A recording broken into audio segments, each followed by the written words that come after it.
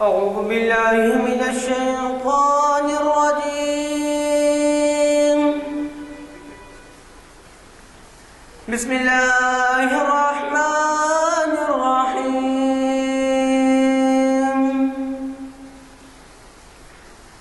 وسيق الذين كفروا إلى جهنم زمرا حتى إذا جاءوها فتحت أبوابها وقال لهم خزنتها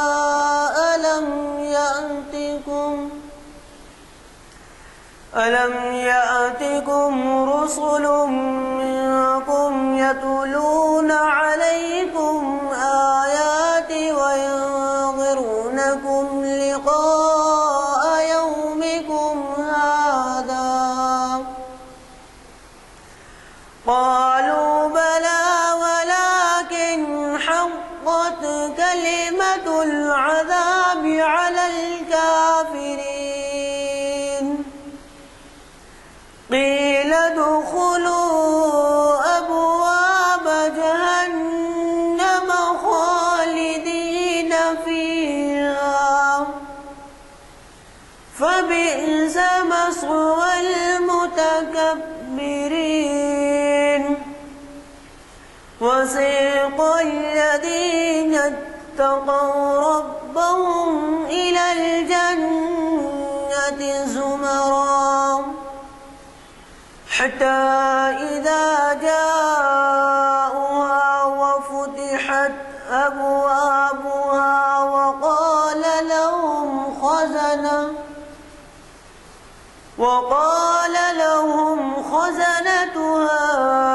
ألم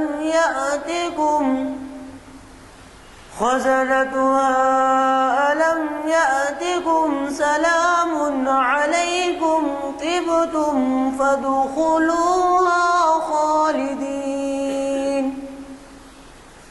وقيل الحمد لله الذي صدقنا وعده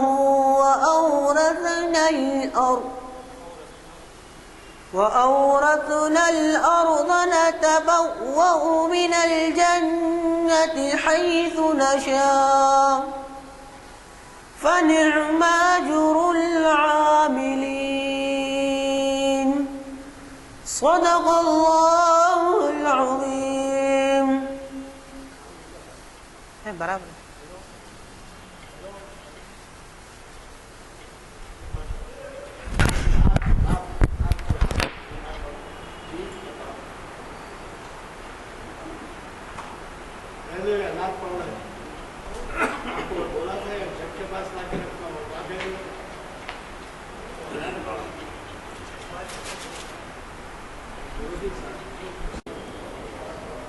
دعائیہ اشعار ہیں. یہ دعا ہے تجھ سے میرے خدا میری خاک اتنی اجال دے. یہ دعا ہے تجھ سے میرے خدا میری خاک اتنی اجال دے کہ اگر انا کی رمق بھی ہو میرے جسم و جان سے نکال دے. کہ اگر انا کی رمق بھی ہو میرے جسم و جان سے نکال دے.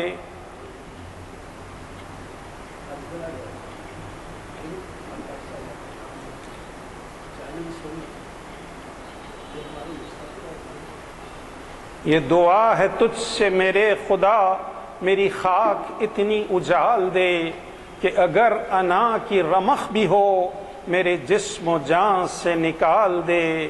میری بات کیا میری ذات کیا یہ نفس ہے کیا یہ حیات کیا. میری بات کیا میری ذات کیا یہ نفس ہے کیا یہ حیات کیا. یہ تو مشت خاک ہے جب تلک تیرا عکس اس میں نہ ڈال دے. یہ تو مشت خاک ہے جب تلک تیرا عکس اس میں نہ ڈال دے.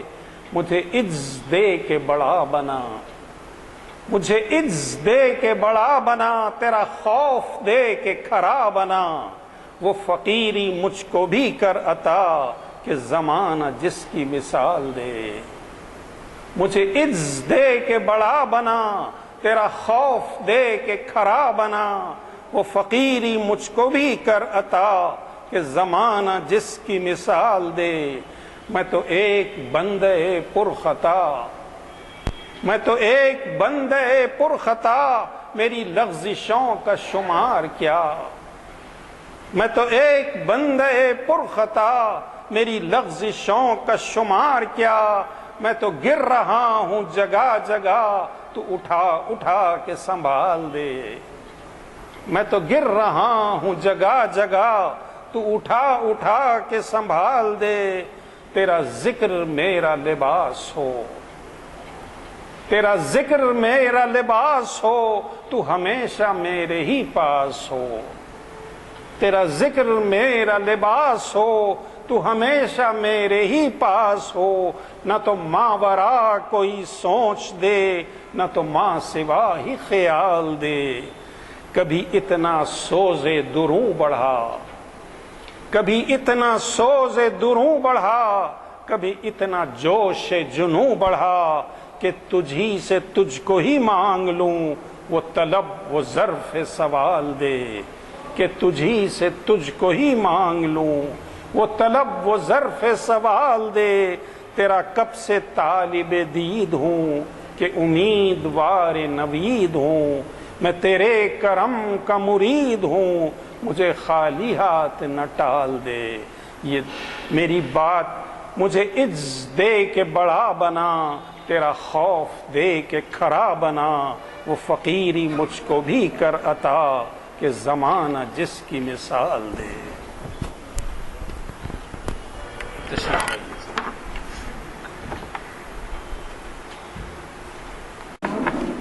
آج بروز پیر تاریخ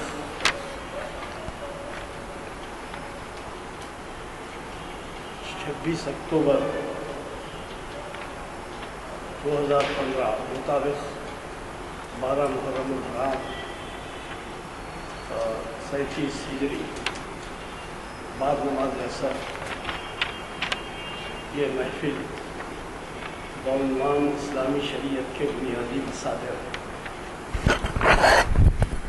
کانفرنس ہال جامع مسجد عالیہ گن فاؤنڈری میں منعقد ہو رہی ہے، اور اسے مخاطب کر رہے ہیں آپ کے جانے پہچانے مقرر پروفیسر سید راشد نسیم ندوی صاحب۔ شریعت انفارمیشن کی یہ 600ویں نشست ہے۔ ہمیں خوشی ہے کہ ہمارے ان محافل سے شہر کے بڑے بڑے پروفیسرز، علماء اور نامور دینی حلقوں میں جانے پہچانے لوگ نہ صرف شہر کے بلکہ ریاست کے اور بلکہ بیرون ریاست سارے ملک کے اور بعض وقت بیرون ممالک کے بھی ہمیں مخاطب کرتے ہیں۔ حضرات، یہ دن بھی آج ایسا ملا ہے کہ ابھی ہم نے یوم شہادت منایا اور آج اس کا تیسرا دن ہے۔ ایسے میں ہمارے مقرر صاحب نے جو عنوان دیا ہے اس کی بڑی اہمیت ہے۔ آپ واقف ہیں کہ ہم عنوان نہیں دیا کرتے بلکہ عنوان مانگتے ہیں مقرر سے، اور ہمارے مقرر صاحب ہی ایسے عنوانات دیتے ہیں جو حالات کے پس پردہ پس منظر میں ہوتے ہیں۔ چنانچہ اسلامی شریعت کے بنیادی مسائل ایسا عنوان ہے جس سے ہم بہت کچھ مستفید ہو سکتے ہیں۔ میں زیادہ وقت لیے بغیر آج کے ہمارے مقرر صاحب کو اس محفل کو مخاطب کرنے کے لیے دعوت خطاب دیتا ہوں، جس کا آغاز قاری عبدالواحد صاحب کی قرأت کلام پاک سے ہوا، اور جسے جناب جس میں معین الدین حسینی صاحب نے ایک نعت پیش کی، تو میں گزارش کرتا ہوں ہمارے آج کے مخرج صاحب سے وہ شہ نشین پر تشریف لائیں اور ہمیں اپنے کتاب سے استفادے کا موقع دیں۔ الحمد للہ رب العالمین والصلاة والسلام على سید المرسلین وعلى آلہ واصحابہ اجمعین، اما بعد۔ وقد قال اللہ تبارک وتعالی فی القرآن المجید والفرقان الحمید، اعوذ باللہ من الشیطان الرجیم، بسم اللہ الرحمن الرحیم، یا ایہا الذین آمنوا اطیعوا اللہ واطیعوا رسولہ وأولی الأمر منکم وإن تنازعتم في شيء فردوه إلى الله ورسوله، صدق اللہ العظیم۔ بزرگوں اور دوستو، اسلامی قانون جو شریعت اسلامی کے نام سے موسوم ہے اور اسی شریعت کے احکام کے سلسلے میں معلومات حاصل کرنے کے لیے یہ شریعت انفارمیشن لیکچرز ہوتے ہیں۔ یہ اسلامی قانون، یہ اسلامی شریعت کیسے ماخوذ ہے، کن چیزوں سے ماخوذ ہے، اس کی بنیادیں کیا ہیں، جن بنیادوں پر اس شریعت کی عمارت، بلکہ عظیم الشان پرشکوہ عمارت قائم ہے۔ یہ بہت اہم سبجیکٹ ہے، بڑا حساس موضوع ہے، اور شریعت کی جن بنیادوں کا اشارہ کیا گیا یا جن بنیادی مصادر اور بنیادی مآخذ کی جانب اشارہ کیا گیا، اگرچہ کہ وہ تقریباً 8 ہیں، لیکن ان میں سے 4 کی غیر معمولی اہمیت ہے اور 4 دراصل فرعی درجے کے ہیں، جزوی درجے کے ہیں، کیونکہ اللہ تعالیٰ نے جو شریعت ہمارے اور آپ کے لیے نازل فرمائی، دراصل وہ عبارت ہے اس بات سے کہ اللہ کی خوشنودی حاصل کرنے کا راستہ۔ یہ وہ قوانین کا مجموعہ ہیں جن کو اختیار کرنے سے باری تعالیٰ خوش ہوتا ہے، اور چونکہ ہماری اور آپ کی زندگی کا مقصد یہ ہے کہ ہم اللہ تعالیٰ کی خوشنودی حاصل کریں، اس کی حصول یابی کے لیے جو صراط مستقیم متعین کی گئی وہی شریعت ہے۔ اس شریعت کی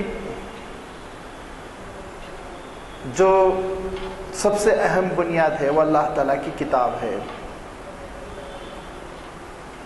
جس کے بارے میں خود اللہ تعالیٰ نے ارشاد فرمایا، یا ایھا الذین آمنوا اطیعوا اللہ واطیعوا الرسول۔ لازمی بات ہے، سب سے پہلی بنیاد وہ اللہ کی کتاب ہے، دوسری بنیاد حضور اکرم صلی اللہ علیہ وسلم کے ارشادات ہے، جس کو آپ سنت سے موسوم کریں یا حدیث سے موسوم کریں۔ تیسری اہم چیز یہ ہے کہ جس حکم کے سلسلے میں قرآن پاک میں صراحت نہ ہو، جس مسئلے کے سلسلے میں احادیث میں صراحت نہ ہو، اس کا حکم ہم کیسے معلوم کریں گے؟ بہت سی نئی چیزیں زندگی کے تقاضوں کی وجہ سے نمایاں ہوتی رہتی ہیں، ہمارے سامنے آتی رہتی ہیں۔ بہت سے ایسے مسائل جو اللہ کے رسول صلی اللہ علیہ وسلم کے زمانے میں نہیں تھے، آج ہمارے اور آپ کے سامنے آ رہے ہیں، تو لازمی بات ہے ان کا حکم ہم کیسے تلاش کریں گے. اس کے لیے تیسرا سورس بتایا گیا قیاس. قیاس کس کو کہتے ہیں انشاءاللہ میں اس کی وضاحت کروں گا. اور پھر چوتھی چیز ہے اجماع امت، جس کے معنی ہوتے ہیں پوری امت اگر کسی چیز پر متفق ہو جائے، ایگری کر جائے، اس کو اجماع کہتے ہیں. اس کی بھی انشاءاللہ مثالیں آئیں گی، وہ بھی تفصیل آپ کے سامنے آتی رہے گی. یہ چار تو بہت ٹھوس بنیادیں ہیں. یہ چار وہ سورس ہے جس کی بنیاد پر شریعت کے احکام کا اجرا ہوتا ہے. اور اس کا ثبوت جو ملتا ہے خود قرآن پاک کی آیت جو میں نے ابھی تلاوت کی کہ اے ایمان والو اللہ کی فرما برداری کرو، رسول کی فرما برداری کرو، اور تم میں سے جو امیر ہیں جن کو سربراہ مقرر کیا گیا ہے، ایمان والوں میں سے جو معاملات کے انچارج ہیں، ذمہ دار ہیں، ان کی بھی بات مانا کرو.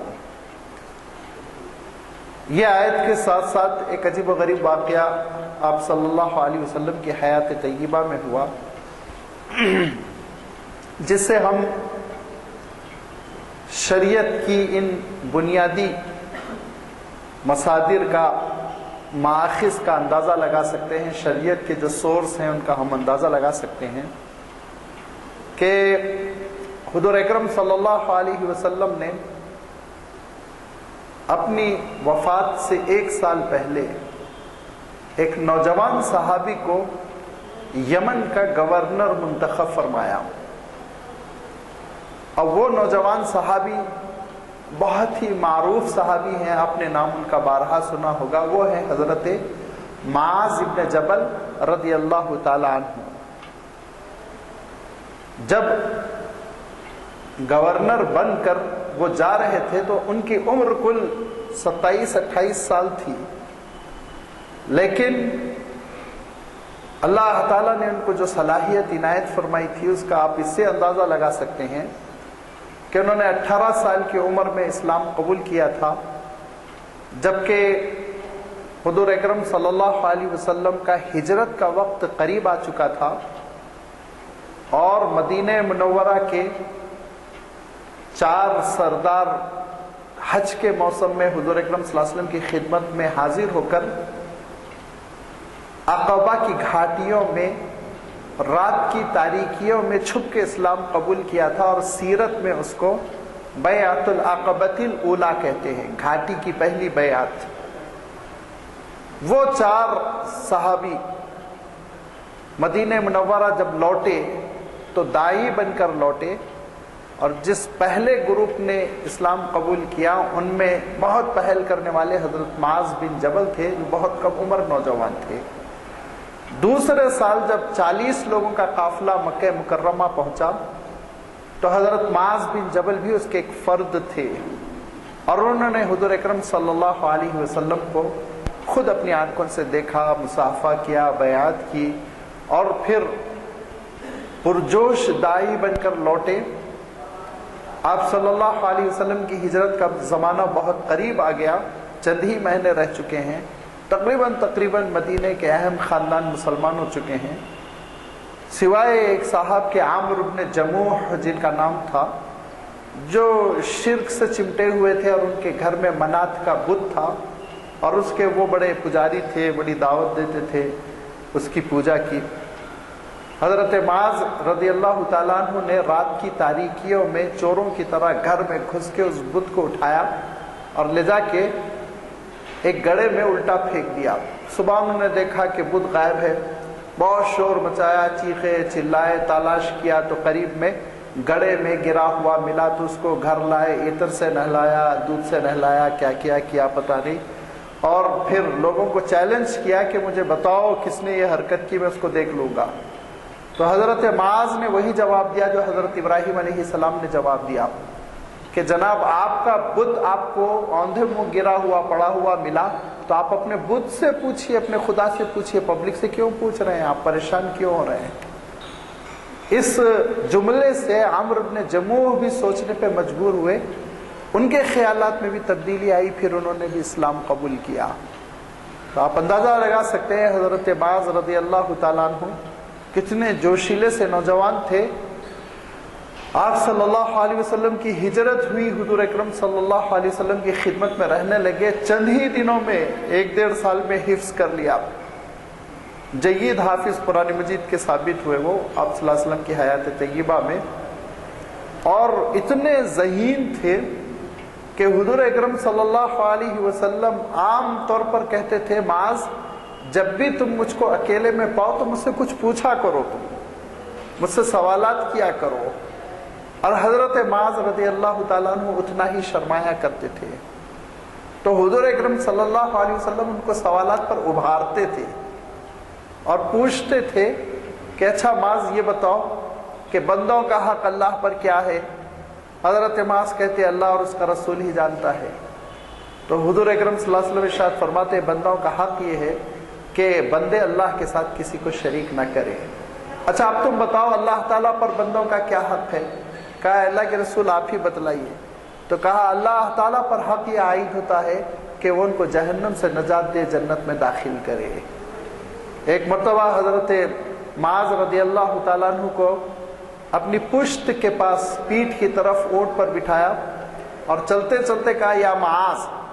حضرت معاذ نے کہا لبیک یا رسول اللہ و سعدیک، پھر کہا یا معاذ، پھر حضرت معاذ نے کہا حاضر ہوں اللہ کے رسول، پھر کہا اے معاذ، پھر کہا میں حاضر ہوں اللہ کے رسول صلی اللہ علیہ وسلم۔ تو کہا کہ دیکھو معاذ میں تم کو ایک ایسی اہم بات بتا رہا ہوں جو غیر معمولی اہم ہے، ہر آدمی نہیں سمجھ سکتا۔ حضرت معاذ نے کہا اللہ کے رسول آپ فرمائیے۔ کہا دیکھو معاذ جو شرک نہیں کرتا ہے، لا الہ الا اللہ محمد رسول اللہ کہتا ہے، اس کے سلسلے میں طے ہے کہ وہ جنت میں جائے گا۔ اب یہ واقعہ ذرا نازک ہے، میں پورا بیان کر دوں، آپ حضرات بھی ایفرٹ کریں گے نہیں کریں گے پتہ نہیں، ایسا نہ ہو مجھ پہ سوالات کی بوچھار ہو جائے، لیکن حدیث صحیح ہے، اس کو چھپا کر بھی کوئی فائدہ نہیں۔ تو حضرت معاذ نے کہا وَإِن زَنَا وَسَرَقَ، چوری بھی کرے زنا بھی کرے تو جنت میں جائے گا۔ تو آپ صلی اللہ علیہ وسلم نے ارشاد فرمایا کہ وَإِن زَنَا وَسَرَقَ، ہاں جائے گا جنت میں۔ تو حضرت معاذ نے کہا لوگوں سے کہہ دوں؟ کہا نہیں لوگوں سے کہو مت، ورنہ وہ بھروسہ کر کے عمل چھوڑ دیں گے۔ تو حضرت معاذ نے زندگی بھر اس کو بیان نہیں کیا، وفات کے وقت یہ سوچ کے کہ ایک حدیث کو چھپانے کا جرم میرے ذمہ آئے گا، حضرت معاذ رضی اللہ تعالیٰ عنہ نے واقعہ بیان کیا، یہ حدیث بیان کی۔ یہ وہ حضرت معاذ ہے جو حضور اکرم صلی اللہ علیہ وسلم کے ساتھ سائے کی طرح لگے رہے۔ یہ میں کیوں ذکر کر رہا ہوں کہ آپ سمپل ایک صحابی ہے تصور نہ کریں، بلکہ فقہائے صحابہ میں بہت اونچا مقام ہے حضرت معاذ کا۔ وہ حضرت معاذ کو حضور اکرم صلی اللہ علیہ وسلم نے گورنر بنا دیا یمن کا، اور اس کے بعد کہا کہ تم کو یمن جانا ہے، اور اس کے بعد سے کئی چیزیں انٹرویو گویا جیسے لیا جاتا ہے، اللہ کے رسول صلی اللہ علیہ وسلم نے حضرت معاذ سے دریافت فرمائی۔ انہی چیزوں میں ایک چیز حضور اکرم صلی اللہ علیہ وسلم پوچھتے ہیں کہ لوگوں کے درمیان ججمنٹ کیسے کرو گے، فیصلے کیسے کرو گے، مقدمات آئیں گے تمہارے پاس تو کیسز کو کیسے ڈیل کرو گے، ججمنٹ کیسے کرو گے، بما تقضی یا معاذ۔ تو حضرت معاذ رضی اللہ تعالیٰ عنہ نے کہا کہ بکتاب اللہ، اللہ کی کتاب کی روشنی میں کروں گا۔ تو کہا ٹھیک ہے، اور اگر کسی مسئلے کا حکم، کسی کیس کا حکم کتاب اللہ میں نہ ملے تو تم کیا کرو گے؟ تو حضرت معاذ نے کہا کہ پھر اے اللہ کے رسول آپ کے ارشادات میں اس کا حل تلاش کروں گا۔ کہا ٹھیک ہے، بہت صحیح تمہارا جواب ہے، لیکن اگر معاذ نہ قرآن مجید میں کوئی حکم تم کو نظر آئے اور نہ ہی واقعہ ایسا ہو کہ اس کی کوئی نظیر، اس کا اگزامپل میری زندگی میں نظر آئے، تو پھر تب تم کیا کرو گے؟ تو حضرت معاذ رضی اللہ تعالیٰ عنہ کا جواب، یہ جواب تاریخی جواب ہے اور یہ جواب سننے کے قابل ہے۔ فرمایا اجتہد ولا آلو، تو پھر میں اجتہاد کرنے میں کسر اٹھا کے نہیں رکھوں گا، پھر میں اجتہاد کروں گا۔ اجتہاد کس کو کہتے ہیں؟ اجتہاد کہتے ہیں کہ ایک حکم آپ کے سامنے آیا، ایک مسئلہ آپ کے سامنے آیا، ایک کیس آپ کے سامنے آیا، اور اس کیس کا حل آپ کو معلوم نہیں، تو آپ اس کا ایگزامپل قرآن پاک میں اور سنت رسول میں تلاش کر کر اس سے جو علت ہے دونوں میں مشترک کامن ریزن جو ہے اس کو پکڑتے ہوئے پھر آپ فتویٰ دیں کہ اس حکم میں اس مسئلے میں یہ حکم جاری ہوگا، میں یہ جواب دوں گا۔ یہ اجتہاد کہلاتا ہے۔ نئے نئے مسائل جب کھڑے ہوتے ہیں تو لازمی بات ہے اجتہاد کی ضرورت پڑتی ہے۔ جب یہ جواب دیا حضرت معاذ نے تو اللہ کے رسول صلی اللہ علیہ وسلم کا کیا ری ایکشن تھا آپ کو معلوم ہے؟ حضور اکرم صلی اللہ علیہ وسلم نے ان کے سینے پہ ہاتھ رکھا اور کہا کہ اے اللہ تیرا شکر ہے کہ تو نے اپنے رسول کے رسول کو، رسول کے معنی قاصد کے ہوتے ہیں، تو حضور اکرم صلی اللہ علیہ وسلم کا یہ ارشاد ہے کہ اے اللہ آپ کا شکر ہے کہ آپ نے اپنے رسول کے نمائندے کو دین کے فہم کے لیے اس کے سینے کو کھول دیا، دین کے فہم کے لیے، دین کو سمجھنے کے لیے اس کے سینے کو کھول دیا۔ میں مطمئن ہوں اس پر، معاذ تم سواری پہ سوار ہو جاؤ اور یمن کی طرف روانہ ہو جاؤ۔ تو حضرت معاذ سواری پر روانہ ہوئے اور اس کے بعد سے جب مدینے سے نکلنے لگے تو دیکھا اللہ کے رسول صلی اللہ علیہ وسلم پیدل پیدل چھوڑنے کے لیے مدینے کے باہر آ رہے ہیں۔ اترنے کی کوشش کی تو کہا معاذ اترنے کی کوشش نہ کرنا، اترنے کی تم کو اجازت نہیں ہے، تم سوار چلو۔ اور پیدل پیدل اللہ کے رسول صلی اللہ علیہ وسلم آگے بڑھتے رہے، یہاں تک کہ جب مدینہ منورہ کے مکانات ختم ہونے لگے تو حضور اکرم صلی اللہ علیہ وسلم رخصت ہونے لگے تو حضرت معاذ کو اونٹ پر سے جھکایا اور کہا کہ معاذ تم جب واپس آؤ گے تو مجھے نہیں دیکھو گے، میری قبر کو دیکھو گے۔ تو حضرت معاذ زار و قطار رونے لگے تو کہا تم کو رونے کی اجازت نہیں ہے، اسٹرانگ بنو، تم مضبوط بنو، معاذ رونے کی ضرورت نہیں، تم آگے بڑھ جاؤ۔ حضرت معاذ رضی اللہ تعالیٰ عنہ اللہ کے رسول صلی اللہ علیہ وسلم کے حکم کے مطابق آگے بڑھتے ہیں، اب یمن تشریف لے گئے، اور یمن میں حضرت معاذ رضی اللہ تعالیٰ عنہ نے گورنر کی ڈیوٹی اور اس کے فرائض بہت ہی اچھی طرح سے، بہت ہی اچھے انداز میں انجام دیتے رہے، یہاں تک کہ آپ صلی اللہ علیہ وسلم کے وصال کی خبر آئی، بڑے بے چین ہوئے۔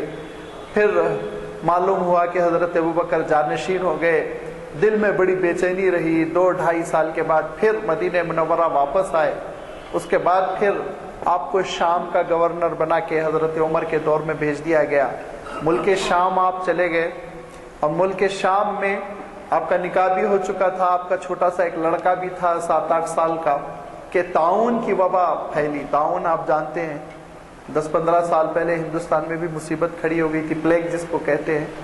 طاعون کی وبا پھیل گئی اور لوگ دھڑا دھڑ مرنے لگے، لوگ دوڑ دوڑ کے آتے تھے اور کہتے تھے کہ اے معاذ آپ چلے جائیں یہاں سے، معاذ آپ چلے جائیں بلا وجہ۔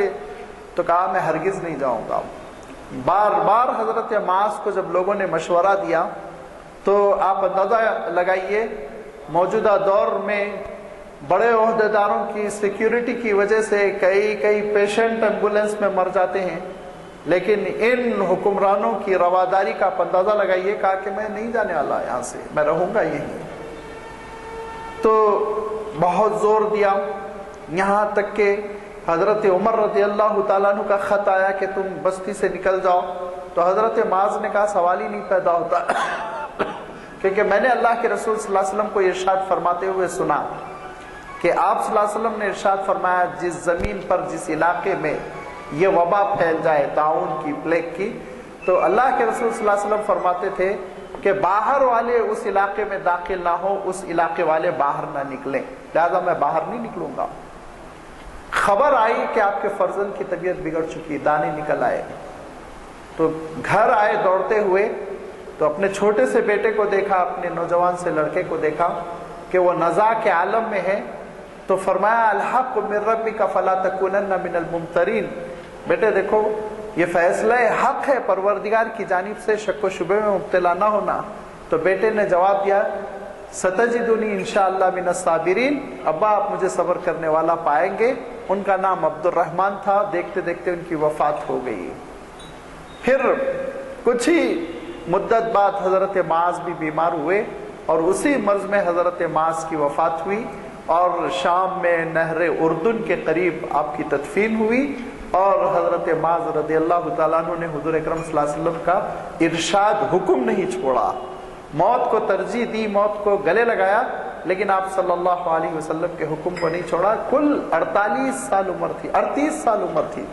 اب آپ اندازہ کیجئے وہ 40 سال کے بھی نہیں ہو سکے تھے، 38 سال کی عمر تھی، نوجوانی میں ان کی وفات ہو گئی۔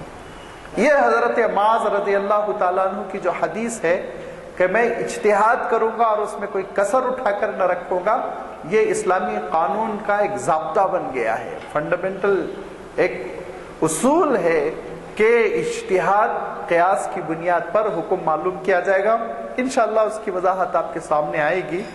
سب سے پہلا جو مصدر ہے، مصدر کے معنی ہوتے ہیں عربی میں صدرہ کے معنی ہوتے ہیں پھوٹنا اور نکلنا، مصدر کے معنی سرچشمہ، پھوٹنے کی جگہ، جس کو ہم سورس کہتے ہیں انگلش میں۔ تو سب سے پہلا، جیسے کہ میں نے عرض کیا کہ اسلامی شریعت کا جو سورس ہے وہ قرآن مجید ہے۔ قرآن مجید اگرچہ کہ مجموعہ قوانین نہیں ہے، ہدی للناس، وہ لوگوں کی ہدایت کے لیے نازل ہوا، لیکن اللہ تعالیٰ نے اس میں بہت سارے احکام نازل فرمائے، اور جو احکام اللہ تعالیٰ نے نازل فرمائے ان احکام کو دو طرح سے بانٹا گیا ہے۔ ایک تو وہ جو بندے اور اس کے مولا کے درمیان کے احکام ہیں، مثلا نماز پڑھنے کا حکم، مثلا حج کرنے کا حکم، روزہ رکھنے کا حکم وغیرہ وغیرہ، دعاؤں کے احکام، طہارت کے احکام، یہ وہ احکام ہیں جو جس کا تعلق بندے سے اور اللہ کے درمیان جو رشتہ ہے اس سے ہے، اور دوسرے احکام ہیں بندوں کے خود بندوں سے جو تعلقات ہے۔ اور ان احکام کے سلسلے میں جو قرآن مجید کی آیات ملتی ہیں، ان آیات کا جو احاطہ کیا گیا اور ان کی جو تقسیم کی گئی، تو ایک طرح سے 7 طرح کے احکام، بنیادی احکام ملتے ہیں جس پر کہ شریعت اسلامی کا اجرا ہوتا ہے، شریعت اسلامی کی بلڈنگ تعمیر ہوتی ہے، عمارت تعمیر ہوتی ہے۔ اس میں سب سے پہلی چیز ہے پرسنل لا۔ آپ نے لفظ سنا ہوگا مسلم پرسنل لا۔ اصلاً پرسنل لا کے معنی ہوتے ہیں انگلش کے اعتبار سے کہ ہماری نجی زندگی کے احکام، جس میں نکاح، جس میں طلاق، جس میں خلا، جس میں وراثت، جس میں وصیت وغیرہ وغیرہ، یہ چیزیں آتی ہیں۔ ان کو عربی میں احوال شخصیہ کہتے ہیں اور انگلش میں پرسنل لا کہتے ہیں، اور وہ پرسنل لا کی اصطلاح اردو میں بھی استعمال کی جاتی ہے۔ اللہ تعالیٰ نے 70 آیتوں میں ان احکام کو نازل فرمایا جن کا تعلق ہماری عائلی زندگی سے ہے، پرسنل لا سے ہے، ہماری نجی شخصی زندگی سے ہے۔ ان 70 آیتوں میں اللہ تعالیٰ نے میاں بیوی کیسے رہیں گے، خاندان کیسے رہے گا، کنبہ کیسے وجود میں آئے گا، وراثت کے احکام کیسے جاری ہوں گے وغیرہ وغیرہ، یہ ساری چیزیں اللہ تعالیٰ نے نازل فرمائیں۔ اور اس کے بعد سے آپ دیکھیں گے کہ تقریباً 70 آیتیں تمدنی احکام کے سلسلے میں ہیں۔ تمدنی احکام سے کیا مراد ہے؟ تمدنی احکام سے مراد یہ ہے خرید فروخت، تجارت کیسے کی جائے گی، معاملات کیسے کیے جائیں گے، لین دین کی نوعیت کیا ہوگی، قرض دیں گے تو کیسے دیں گے، سود لیں گے یا نہیں لیں گے، رہن رکھیں گے نہیں رکھیں گے، رہن کا حکم کیا ہوگا۔ یہ وہ بنیادیں ہیں جو 70 آیتوں میں اللہ تعالیٰ نے نازل فرمائی مختلف مقامات پر۔ تو دوسرا ہو گیا وہ حصہ جس کا تعلق تمدن سے ہے، جس کا تعلق سوسائٹی سے ہے، پورے انسانی کنبے سے ہے۔ اور تیسری چیز ہے وہ تعزیری اور سزاؤں کے احکام۔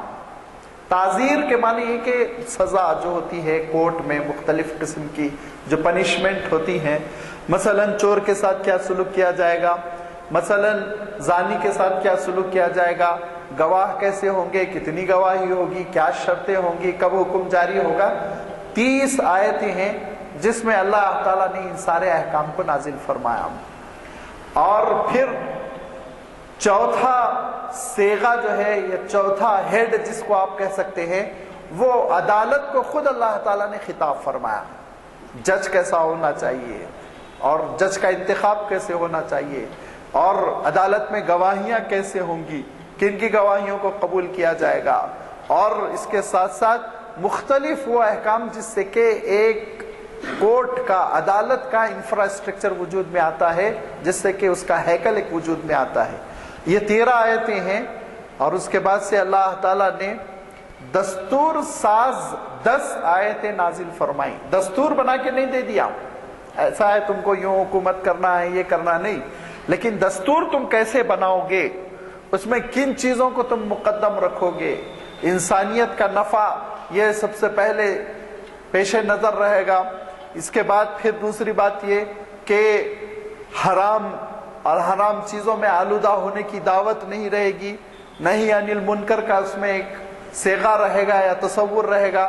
یہ سارے وہ احکام ہیں جس کی بنیاد پر ایک دستور بن سکتا ہے، یا اگر آپ ایک مجلس مقننہ بنائیں اور ان کو کہیں تم قانون بناؤ، تو ان کے لیے آپ 10 پوائنٹس جو دیں گے کہ ان پوائنٹس کو سامنے رکھتے ہوئے قانون بناؤ، وہ 10 آیتیں دستور ساز اللہ تعالیٰ نے نازل فرمائی۔ مملکتی احکام، 2 حکومتیں آپس میں کیسے تال میل کریں گی، بین الاقوامی قوانین کیا ہوں گے، اس پر اللہ تعالیٰ نے 25 آیتیں نازل فرمائی۔ اور آپ یہ نہ سمجھے 25 ہی آیتیں، یہ 25 آیتوں کا عالم یہ ہے کہ آپ ہی کے شہر کے ایک فرزند ڈاکٹر حمید اللہ نے فرانس میں پورا پی ایچ ڈی کا تھیسس لکھا کہ اسلام میں مملکتی روابط، مملکتی احکام کیا ہیں، کیا خصوصیات ہیں ان کی، کہ 2 مملکتیں یا 2 سے زائد مملکتیں آپس میں کیسے ایک دوسرے سے ڈیل کریں گی، اس کے سلسلے میں 25 آیتیں ہیں۔ مالی احکام جس کا تعلق اقتصادیات سے ہے، جس کا تعلق معیشت سے ہے، معاشیات سے ہے، کہ جب پیسے لیے جائیں گے تو کیسے لیے جائیں گے، دیے جائیں گے تو کیسے دیے جائیں گے، اور مال متقوم کیا ہے جس کو ہم کیش سمجھ سکتے ہیں، جس کو ہم دولت، ویلتھ سمجھ سکتے ہیں، وہ کیا ہے، اس میں تبدیلی کیسے آئے گی۔ یہ اللہ تعالیٰ نے 10 آیتوں میں یہ احکام نازل فرمائے۔ یہ وہ دیکھیں گے کہ آپ 7 ہیڈس ہیں، صیغے ہیں، جن میں کہ اللہ تعالیٰ نے دستور کے لیے، قانون کے لیے، مجمع قوانین کے لیے احکام نازل فرمائے، اور پھر انہی سے شاخیں پھوٹتی چلی گئیں اور احکام وجود میں آتے چلے گئے۔ جیسے جیسے تفصیل کی ضرورت پڑی، علماء نے ویسی تفصیل کرتے چلے گئے، اور پھر اس کے بعد سے شریعت اور شریعت کی یہ کتابیں جو فقہ اسلامی کے نام سے موسوم ہے، یہ آپ کے سامنے آتی چلی گئی۔ یہ چونکہ اس کا تعلق بنیادی مصدر سے ہے، اسلام میں جو بنیادی مصدر ہے شریعت اسلامی کہاں سے لی جائے گی، اخذ کی جائے گی، اقتباس کہاں سے کی جائے گی، یہ چونکہ اس کا تعلق اس سے ہے، اس لیے فقہ کی عام کتابوں میں یہ بحثیں آپ کو نہیں ملیں گی۔ فقہ کی عام کتابوں میں تو آپ کو کیا ملے گا کہ کیا جائز ہے، کیا ناجائز ہے، خرید فروخت کیسے کی جائے گی، لین دین کیسے ہوں گے، نکاح و طلاق کے کیا احکام ہیں، نماز کیسے ہوگی، طہارت کے کیا مسائل ہے، پانی کب پاک ہوگا، کب ناپاک ہوگا۔ یہ جزویات ہیں، شاخیں ہیں جو چند جڑوں سے پھوٹتی ہیں۔ وہ جڑ کی جانب میں نے بھی اشارہ کیا، یہ اصول فقہ کی بحث ہے، فقہ کی بحث نہیں ہے، اصول فقہ کی بحث ہے۔ اب اس کے بعد سے پھر نمبر آتا ہے حدیث کا، اور لازمی بات ہے حدیث میں بڑی تفصیل ہے، تو انشاءاللہ آئندہ پھر کبھی اس شریعت اسلامی کے دوسرے بنیادی مصدر کا تذکرہ آپ کے سامنے کیا جائے گا کہ اسلامی تشریع میں، اسلامی قانون سازی میں، شریعت سازی میں حدیث کا کیا کردار ہے، حدیث کی کیا اہمیت ہے۔ انشاءاللہ اس پہ گفتگو ہوگی۔ اس کے بعد پھر اجتہاد ہے، اجماع ہے، پھر شرع من قبلنا ہے، پھر استحباب ہے، پھر اس کے بعد سے مسئلہ مرسلہ ہے، وغیرہ وغیرہ۔ یہ چیزیں دھیرے دھیرے آتی جائیں گی۔ بہت دلچسپ بعض موضوعات ہیں، انشاءاللہ آپ کو اور ہم کو سب کو استفادے کا موقع ملے گا۔ وآخر دعوانا یعنی الحمدللہ رب العالمین۔ سوال کرنا چاہیں مدینے سے جو لوگ جو ہے اس کو حضور کے پاس تاجی سرگی بیٹھے تھے، 4 سردار اور تاجی سرگی، جی کون سے مذہب کے تھے وہ؟ یہ 2 قبیلے تھے، اوس اور خزرج۔ یہ مشرک تھے، اصلا یہ مشرک تھے۔ یہ لوگ ان میں سے پہلے سال یعنی نبوت کا 11واں سال تھا، پہلے سال 4 لوگ گئے تھے اور انہوں نے اسلام قبول کیا تھا۔ हुजूर अकरम सल्लल्लाहु अलैहि वसल्लम मक्के मुकर्रमा में 10 साल से इस्लाम पेश फरमा रहे थे, और जो रिएक्शन सीरत की किताबों में आ चुका है वो आप पढ़ते होंगे। लेकिन ये लोग पहुंचे मदीने से, क्योंकि इनको शोहरत मिली थी कुछ के मक्के में नबी रसूल जाहिर हो गए, तो उस ख्वाहिश में पहुंचे थे और छुप कर डर के रात की तारीकी में पहाड़ की घाटियों में उन्होंने हुजूर अकरम सल्लल्लाहु अलैहि वसल्लम से मुलाकात की थी। उसमें हजरत उसैद इब्न हुदैर थे और भी दीगर 4 सहाबा थे। फिर वो लौट कर गए, उन्होंने साल भर तबलीग की, फिर दूसरे साल 40 सहाबा आए और उन 40 ने फिर बयात की। फिर वो लौट कर उन्होंने वादा किया हुजूर अकरम सल्लल्लाहु अलैहि वसल्लम से कि आप अगर हमारे यहाँ मदीने तशरीफ लाएंगे तो हम फुल सपोर्ट करेंगे। फिर वो लौट कर चले गए। फिर उसके चंद महीनों के बाद हिजरत हुई, हुजूर अकरम सल्लल्लाहु अलैहि वसल्लम खुद मदीने तशरीफ ले गए। कौन से मजहब के थे? मुशरिक थे, मुशरिक थे जी। अख्तर किसमें बहुत बड़ा फर्क है। फिकाह तो इस्लामी कानून को कहते हैं, और इज्तिहाद जो है किसी मसले का हल मालूम करने का एक मेथड है, एक तरीक़ेकार है। उसकी इंशाल्लाह तशरीह आएगी इज्तिहाद कैसे होता है। मुशरिक हिंदुस्तान के जैसे थे या? देखिए, शिर्क तकरीबन कॉमन रहता है। मूर्तियों की पूजा, मूर्तियों के नाम अलग अलग होते हैं, बस इतना ज़ाहिर। यहूदी नहीं, यहूद और नसारा बिल्कुल अलग, वो आसमानी मज़ाहिब वो नहीं थे वो लोग। औस और खजरज यहूद और नसारा नहीं थे। अस्सलाम वालेकुम। धन्यवाद, अल्लाह का शुक्र है कि हमें ऐसी महफिल में शिरकत का मौका मिला और इस्तेमाल का मौका मिला जिस पर इस्लाम के बुनियादी उसूल बनाए गए। आप यूँ देखिए कि दुनिया में कई दस्तूर हैं जिनमें वक्तन फ़वक्तन तरमीमात होती रही। शायद अफ्रीका का 200 साल पुराना दस्तूर है, लेकिन उसमें कुछ चंद मरतबा ही दस्तूर की तब्दीलियाँ हैं। अगर हमारे हिंदुस्तानी दस्तूर के बारे में गौर किया जाए तो 100 से ज़ायद तब्दीलियाँ हुई हैं। अभी मौलाना ने जैसा कहा, इस्लामी अहकाम के बुनियादी उसूल जो है हमारी शरीयत है, और इस शरीयत में कोई तब्दीली 1400 साल में नहीं है। अल्लाह का शुक्र है कि हमें ऐसे खिताब से इस्तेफादे का मौका मिला। मैं ख़ास तौर पर आपसे गुजारिश करने के लिए हाजिर हूँ कि एक खिताब हमारा सब्र हुसैन भी है इश्क, ये महफिल इक़बाल शनासी की 825वीं नशिस्त को जनाब मोहम्मद ज़ियाउद्दीन नैयर साहब मुखातिब करेंगे 4 शंबा यानी परसों बाद नमाज असर इसी मुकाम पर। इससे भी इस्तेफादा फरमाएँ। ये महफिल इक़बाल शनासी की 825वीं नशिस्त है। मैं गुजारिश करता हूँ आज के मुखर्रिज साहब से कि वो दुआ फरमाएँ।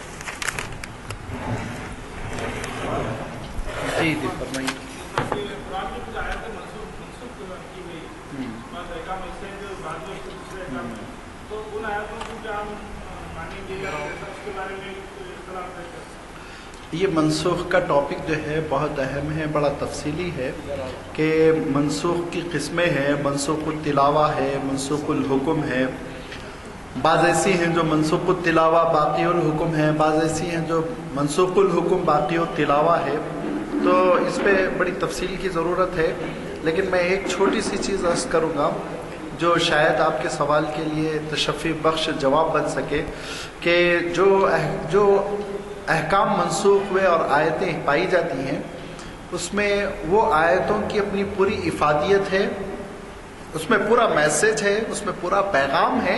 हाँ, एक पर्टिकुलर काम जो करने के लिए कहा गया था वो ज़माने के साथ ख़त्म हो गया, बस इतना है। जैसे एक इशारा मैं करता हूँ, उससे ज़्यादा मैं मिसाल नहीं दे सकूँगा कि कुरान मजीद में एक आयत ये है कि तुम में से जो जंगें हो रही थी उस वक्त और हुजूर अकरम सल्लल्लाहु अलैहि वसल्लम की मुखालिफत का तूफ़ान खड़ा हुआ था, तो अल्लाह ताला ने इरशाद फरमाया था तुम में से एक एक शख्स वो 100 पर भारी हो जाए। बाद में ये हुक्म मनसूख कर दिया गया और अल्लाह ताला ने इसमें नरमी पैदा की, लेकिन मनसूख होने के माने पैगाम बाकी है। याद रखिए, तुम्हारा रोब दबदबा ऐसा होना चाहिए, मानवी हैसियत तुम्हारी ऐसी होनी चाहिए, तुम्हारा अंदरून इतना भारी होना चाहिए कि तुम 100 पर भारी हो। ये तो इसकी बड़ी तफसील है, ये भी एक टॉपिक है, इंशाल्लाह कभी इस पर भी गुफ्तगू करेंगे।